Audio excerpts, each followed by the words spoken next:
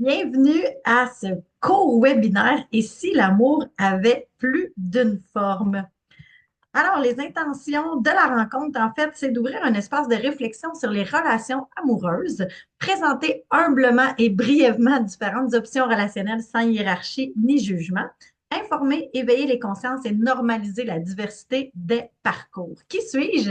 Mon nom est Evelyne Desrochers, je suis guide mieux-être. En fait, je suis praticienne en enseignement de la pleine conscience intégrative depuis 2019 et récemment praticienne en sexothérapie. Donc, au niveau, j'accompagne des gens au niveau de la révolution personnelle, spirituelle et sexuelle. J'accompagne les individus, les couples, les relations diverses, les questionnements amoureux. Je peux aussi aider au niveau des relations intimes du relationnel, excuse-moi, et des relations intimes. Je fais ça en rencontre privée, en atelier de groupe, en formation, en retraite. Et ben, mon approche est humaine, incarnée et respectueuse du rythme de chacun et aussi des valeurs de chacun.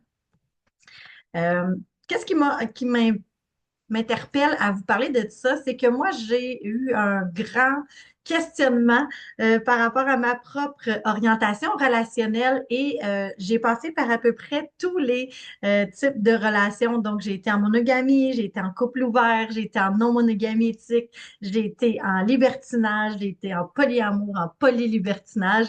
Donc, mon expérience et aussi le fait que j'ai baigné dans différents milieux, différentes communautés, différents endroits depuis une vingtaine d'années et plus, ben, ça m'amène à me dire, ben, moi, j'aurais aimé connaître ça beaucoup plus tôt que je l'ai découvert. Donc, c'est un peu par désir de contribuer et peut-être d'aider certaines personnes simplement à ouvrir l'esprit qu'il y a plusieurs types de relations amoureuses et non pas qu'un ou deux qu'on nous a souvent parlé. Alors, pourquoi parler de ces modèles relationnels-là? En fait, c'est parce que le modèle dominant ne convient pas à tout le monde. Donc, la monogamie et aussi homme-femme, ça ne convient pas à tout le monde. On le voit depuis plusieurs années au niveau euh, les gens sont de plus en plus à l'aise avec l'homosexualité aussi. Mais là, ce qu'on va parler, c'est plus l'orientation relationnelle, non pas l'orientation sexuelle. Parce que aussi nos désirs et nos besoins évoluent au fil de notre vie. Nos besoins en vieillissant sont différents parfois de quand on a 20 ans. Et parce que plusieurs souffrances naissent de choix non conscients. Alors, ce qu'on veut, c'est pas rester dans l'ignorance, on veut être conscient et faire des choix éclairés. Et parce que connaître ses opinions permet des choix plus alignés aussi. Donc, dans ma pratique, c'est toujours essayer d'avoir une vie plus cohérente avec nos valeurs, avec nos aspirations. Donc, c'est dans cette optique-là que je fais ce court webinaire. Donc, un peu d'histoire, la monogamie est liée à des enjeux religieux, économiques et sociaux. La pluralité des liens existe depuis toujours dans plusieurs cultures et la non-monogamie éthique est aujourd'hui pratiquée surtout en Amérique du Nord, en Europe de l'Ouest et en Australie comme choix conscient et consenti. Hein? La monogamie, en fait, c'est quoi? C'est un modèle relationnel dans lequel une personne choisit d'avoir une relation amoureuse et sexuelle exclusive avec un ou une seule partenaire à la fois. Elle repose généralement sur l'engagement mutuel, la fidélité, l'exclusivité affective et sexuelle. Et pour plusieurs, la monogamie représente la stabilité, la sécurité et la construction d'un projet de vie à deux. Donc, c'est le modèle qui, selon moi, est le plus connu et le plus pratiqué ici en Amérique du Nord. Donc, ces avantages, c'est le sentiment de sécurité et de stabilité, la simplicité organisationnelle, la construction d'un projet de vie clair à deux, possibilité d'approfondir un lien dans la durée aussi. Les défis, ben, c'est des attentes élevées envers un ou une seule partenaire, des attentes au niveau de l'affection, de la sexualité, au niveau social. Il y a des risques de routine ou d'érosion du désir, possibilité de dépendance affective, difficulté à nommer ou gérer les attirances extérieures. Hein. On va très peu parler dans la monogamie qu'on a des désirs, des besoins, des fantasmes, qu'on trouve d'autres personnes belles et tout ça. Et dans les mythes, ben, si on est vraiment amoureux, on ne sera jamais attiré par quelqu'un d'autre. C'est pas parce qu'on est amoureux qu'on peut pas être attiré, qu'on peut pas avoir de désir et, comme je disais, de fantasmes. Et la monogamie garantit la fidélité émotionnelle. Pas sûr là non plus.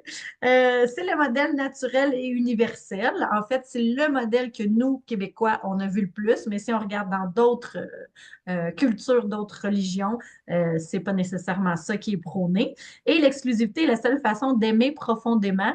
Pour moi, c'est totalement faux. Ça n'a rien à voir avec l'amour, ça. On n'embarquera pas dans ce sujet-là. Je vais essayer de rester de toute façon le plus neutre possible en disant un peu des petites réflexions par rapport à ça.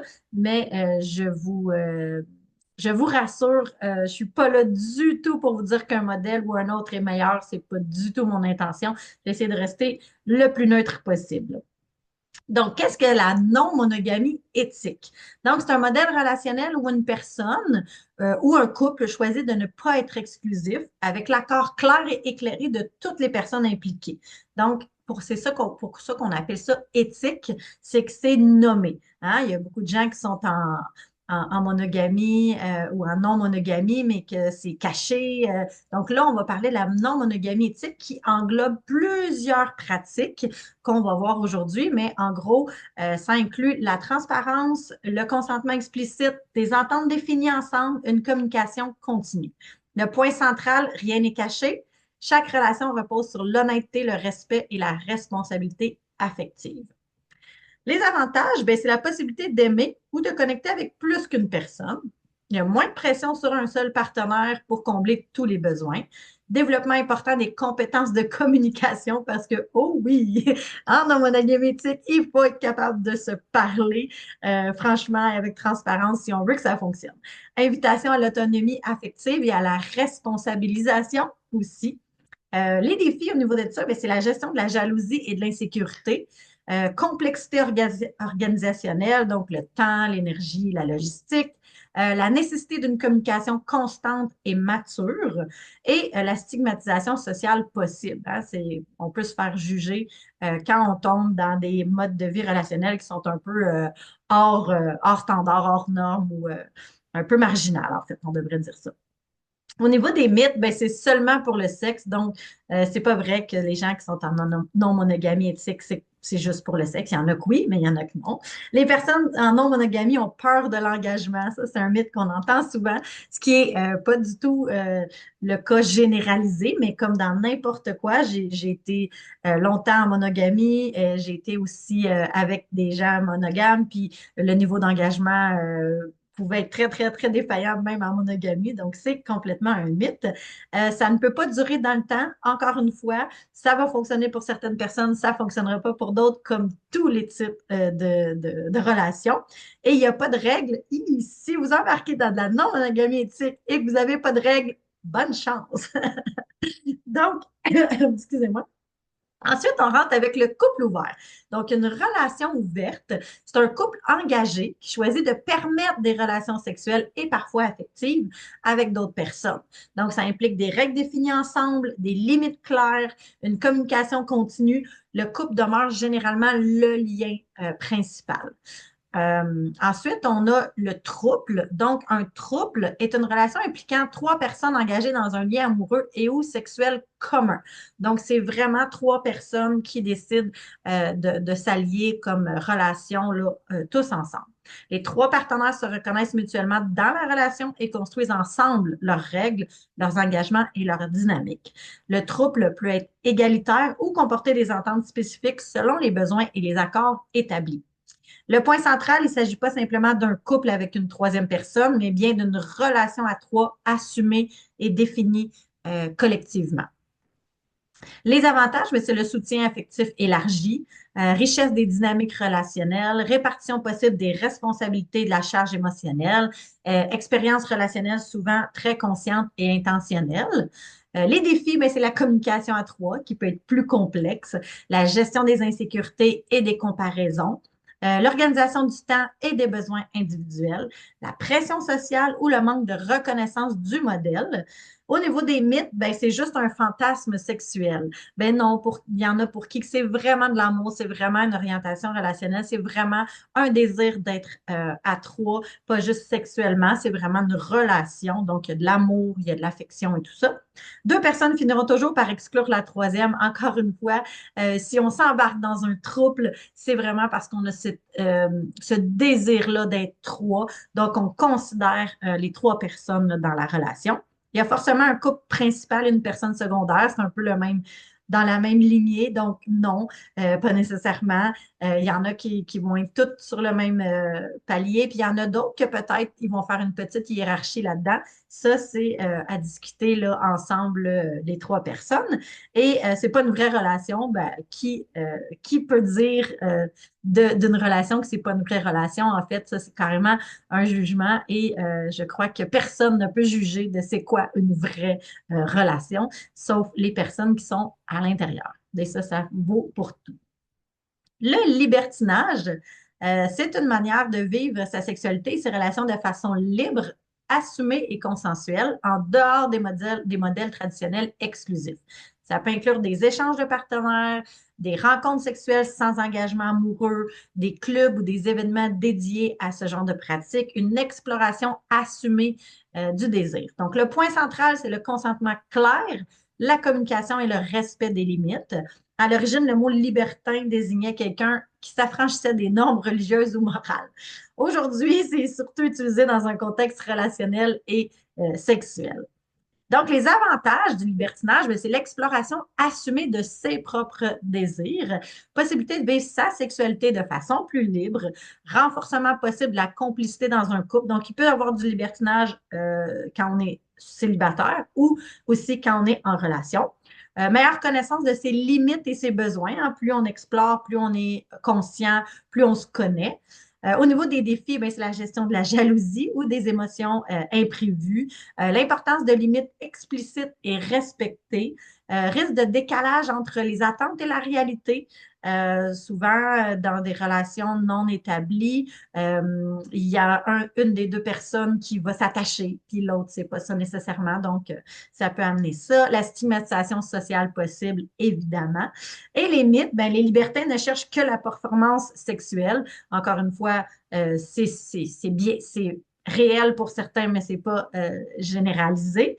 Il n'y a pas de cadre ni de respect, absolument pas, dans le libertinage comme dans n'importe quelle autre pratique. Il y a des cadres, il y a des normes, il y a des lois non écrites. Donc, il y a quand même, c'est quand même encadré, surtout lorsque vous allez dans des événements ou des clubs là, pour ça. Et c'est incompatible avec l'amour ou l'engagement. Pas nécessairement. Puis des fois, ça peut être aussi par période, surtout quand c'est en période de célibat, qu'on va décider d'aller un peu plus explorer.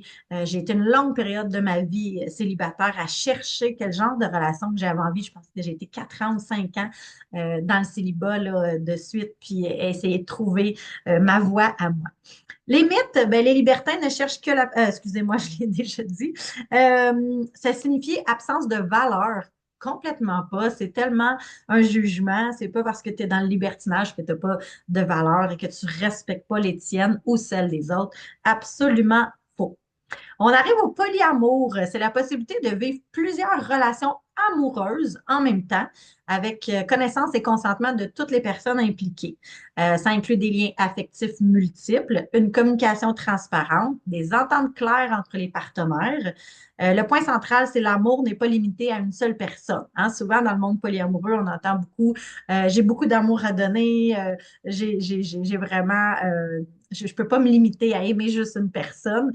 Tout comme on va aimer tous nos enfants, on va aimer nos parents, on va aimer plusieurs amis. Donc, c'est le même principe dans les relations amoureuses.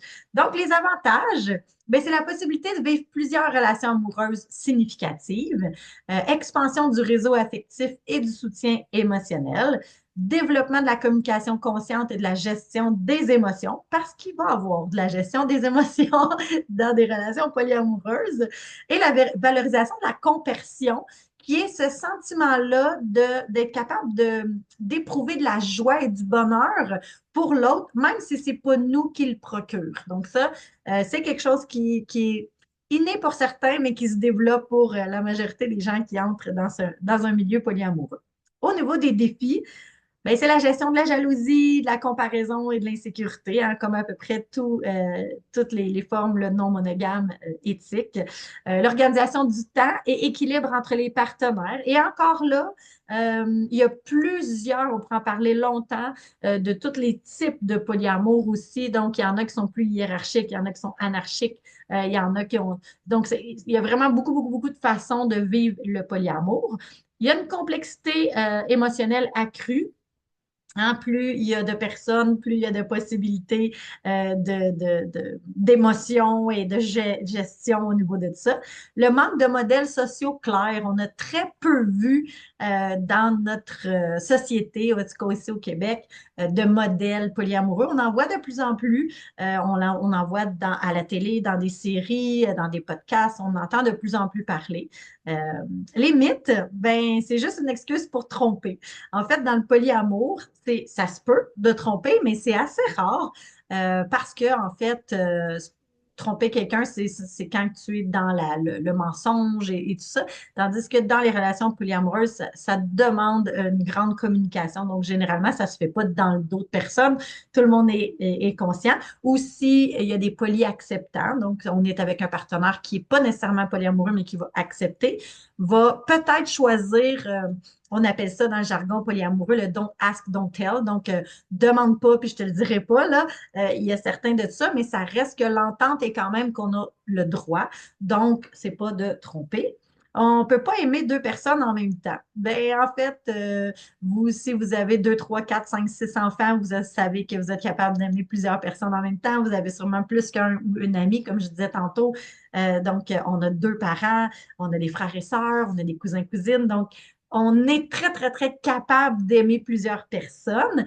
Ce qu'on voit souvent dans le monde polyamoureux, les gens qui veulent vivre ce type de relation-là, c'est pas soi-même, on est capable souvent d'aimer plein de personnes. Ce qui est plus difficile, c'est d'accepter de partager les partenaires amoureux. C'est là que ça peut devenir un peu complexe, je dirais. Euh, il y a toujours un partenaire préféré ou plus important? Absolument pas, c'est pas toujours, mais comme je disais tantôt, il y a certains modèles qu'il y a une hiérarchie, mais une hiérarchie ne veut pas dire qu'on aime plus une personne. Je pense qu'on peut aimer des gens différemment et à des niveaux différents, mais pas nécessairement dire qu'on a des préférés. Puis les relations polyamoureuses sont instables par nature, absolument pas. Je connais des gens qui sont dans le polyamour depuis 15, 20, 25 ans, qui sont avec les mêmes partenaires. Donc, il y a possibilité de stabilité de long terme là, avec le polyamour. Et on arrive au polylibertinage, qui est une dynamique relationnelle qui combine une ouverture affective et une exploration sexuelle. Donc, c'est un peu un mélange de libertinage et de polyamour, comme le mot le dit. Les personnes peuvent vivre des liens amoureux multiples tout en participant à des pratiques libertines individuellement ou en couple avec toujours consentement et transparence. Les avantages, ben, c'est la possibilité d'explorer à la fois l'amour et la sexualité avec différentes personnes, une grande liberté relationnelle et sexuelle, développement de la communication et de l'intelligence émotionnelle et des expériences variées pouvant enrichir le lien principal ou les liens multiples. Donc ça, c'est souvent spécial pour les gens qui ne sont pas dans ce milieu-là de comprendre que le fait d'aller voir d'autres partenaires nous rapproche d'un partenaire. Des fois, c'est difficile à comprendre, mais pour certains, c'est vraiment le cas.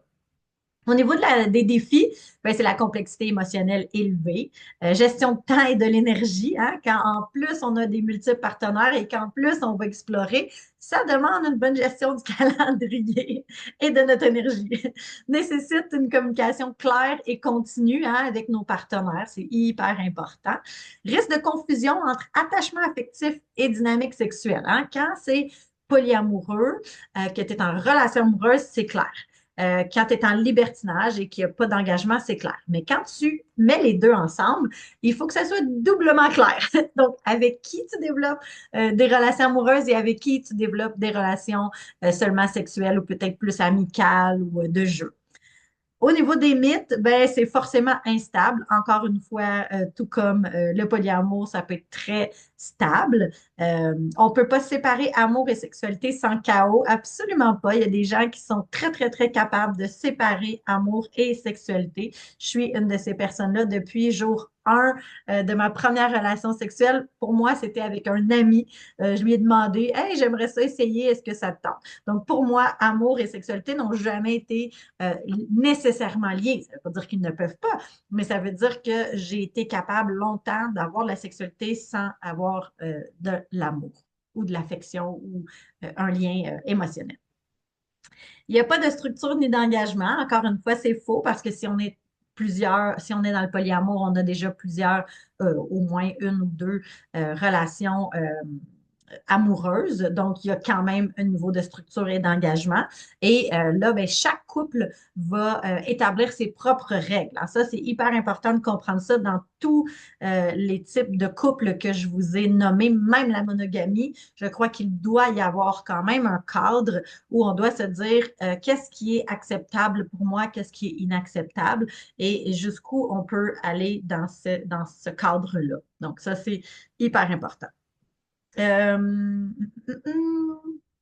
Et seulement, c'est seulement pour les personnes hyper sexualisées. Ben non, il y a des gens qui, même en polyamour, n'ont très peu de sexualité. Il y a des gens polyamoureux qui sont asexuels aussi, donc qui ne sont pas attirés vers la sexualité, qui n'ont pas de sexualité. Et il y a des formes de libertinage qui ne comportent pas nécessairement de la sexualité. Il y a certaines personnes qui vont aimer être dans la séduction, embrasser d'autres personnes, danser, coller avec d'autres personnes, mais qui ne vont pas nécessairement aller à la sexualité.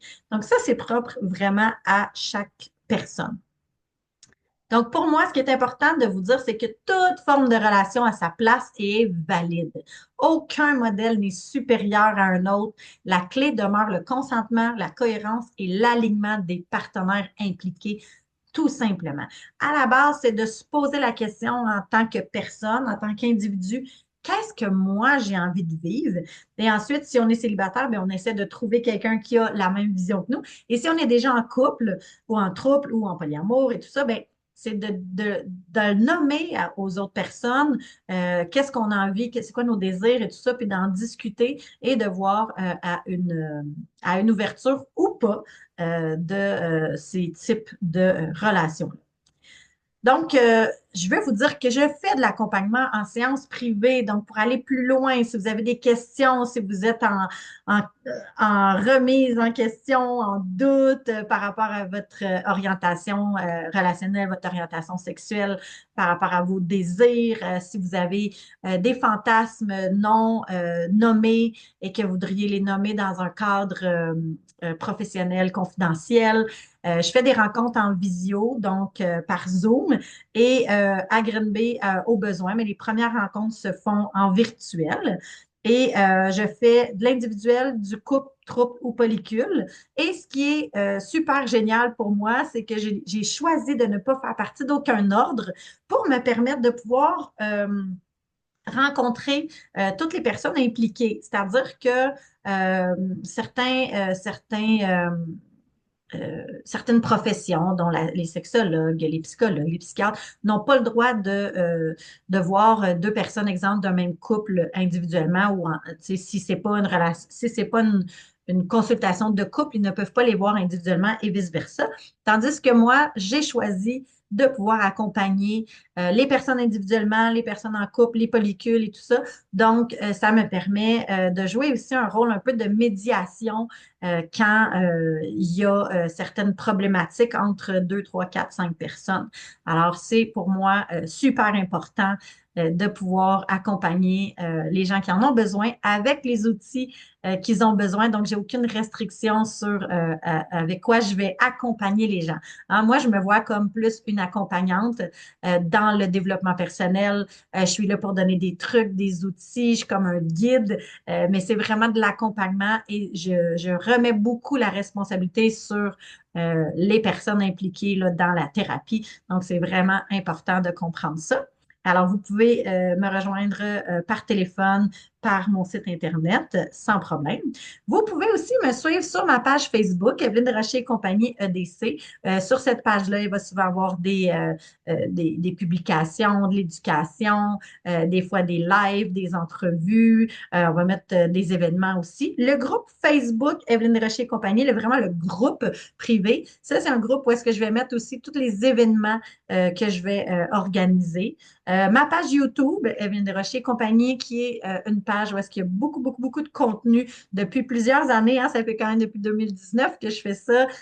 Donc, il y a quand même déjà beaucoup de contenu. C'est sûr que là, la tangente s'en va aussi vers, au niveau de la sexothérapie, l'émancipation de notre propre sexualité, reconnecter avec notre corps, comprendre nos sensations, qu'est-ce qu'on aime, nos propres désirs. Donc, ça s'en va un peu dans cette tangente-là pour moi, en ayant ajouté la corde de praticienne en sexothérapie. Et vous pouvez voir mon site Internet comme j'ai mis dans la page suivante. Merci énormément. J'ai fait ça très rapide parce que je sais que votre temps est précieux, mais ça va me faire un immense plaisir de répondre à vos questions, de regarder, de vous offrir un appel découverte de 15 minutes gratuit, à savoir si je peux vous aider, vous accompagner aussi dans votre cheminement avec grande joie.